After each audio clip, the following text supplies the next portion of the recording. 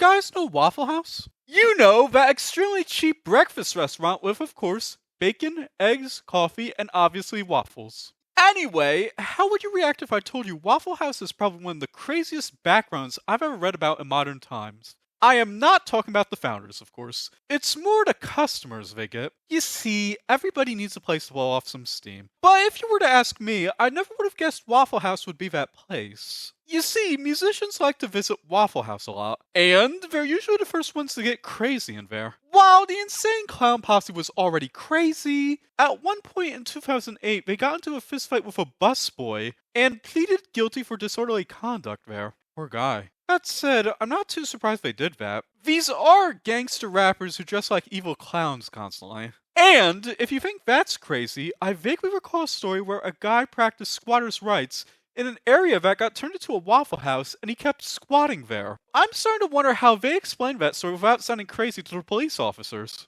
Like, how do you tell an officer that some guy is squatting in a remote area of your building that you can't access, and yet he refuses to leave? Because that doesn't sound like a real person, that sounds more like an imaginary friend. Also, I vaguely recall a story about a group of violent anarchists who met at a Waffle House repeatedly, and all of them turned out to be of retirement age too. What is with this place?